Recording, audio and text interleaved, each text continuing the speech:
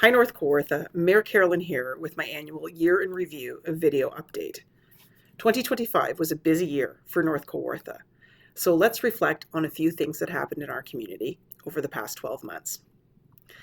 Many of you are aware of my advocacy work for greater safety on Highway 28 and the creation of the Highway 28 Mayor's Coalition.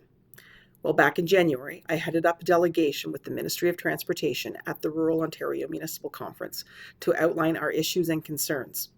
Since that delegation, the MTO has undertaken a comprehensive safety review of the entire highway and is currently compiling the data to present their findings to all the mayors in the new year.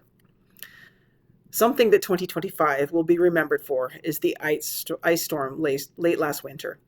The County of Peterborough and many other municipalities in our region declared states of emergency as we dealt with the significant damage and the prolonged power outages.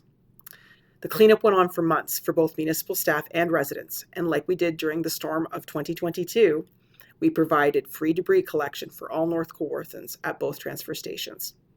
Having just come through another ice storm earlier this week, it seems that the extreme weather events are becoming the norm rather than the exception. Now, this past year, we had several celebrations and recognitions for many folks.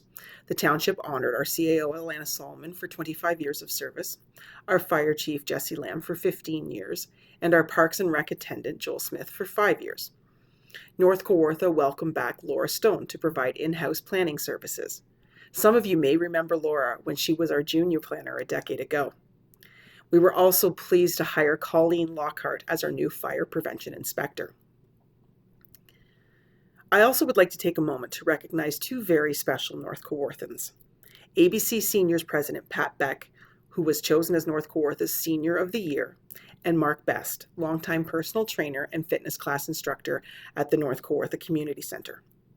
Both Pat and Mark have made a positive impact on the health and well-being of so many community members, and celebrations were held this past year to honor them and their contributions.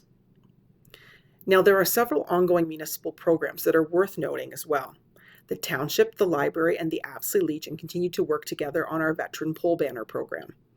We now have all veterans on the cenotaph, including some local surviving veterans honored with individual banners that are displayed throughout Apsley during the beginning of November for Remembrance Day.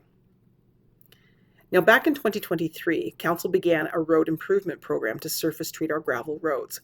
We started in the south of the township and treated many roads, including Dunfords, Big Cedar, and Don Wilson, along with roads off of Northeast Bay Road. For next year, we are taking the program north to complete double surface treatments on Glen Alder Road, Winters Bay, and Lakeview Crescent. Back in November, Council received a presentation from Kawartha Land Trust regarding the devastating impacts of the invasive Phragmites plant and asked North Kawartha to join a funding application to help control and monitor Phragmites on public lands in our township.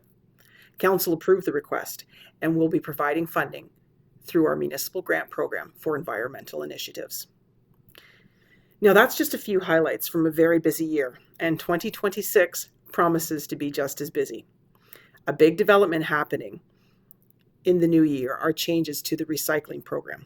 The province has mandated that producers are now responsible for blue box collection. As a result, only residential sources are considered eligible for collection, leaving industrial, commercial, and institutional sources ineligible. Despite intense lobbying by municipalities, this change is to take effect today, January 1st, 2026. Therefore, North Kawartha created a local solution to support those who now find themselves unable to use the traditional collection services. Beginning today, January 1st, non-eligible source customers may take their recycling to either the Haultane or Anstruther transfer stations, free of charge. We will be placing extra bins at each site for the sole collection of non-eligible source recycling. North Kawartha is fortunate to be able to provide this option, unlike many communities across Ontario. Regardless, we will continue to lobby the province to mandate that producers be responsible for all recycling, regardless of the source. 2026 will also see the first annual Apsley Home and Cottage Show, which will happen on May 2nd and 3rd at the North Kawartha Community Center. It's being hosted by our local Apsley Lions Club. 2026 is also a municipal election year, with the election scheduled for Monday, October 26th. Lastly, I want to acknowledge another big change coming in the new year. Our clerk, Connie Parent, and our CAO, Alana Solomon, will be retiring. Connie at the end of May and Alana at the end of June. Their combined careers total nearly 60 years of public service. And I have worked with both of them for over 2 decades, and we have been through a lot together. Connie and Alana have contributed so much to making the township a great place to work and North Kawartha a great place to live. They are leaving behind huge shoes to fill, but I also know that they are leaving us well prepared for the future. And on that note, I want to wish you all a happy and fulfilling new year. As always, it is an honor and a pleasure to serve as your mayor. Until next time, North Kawartha, take care and be well.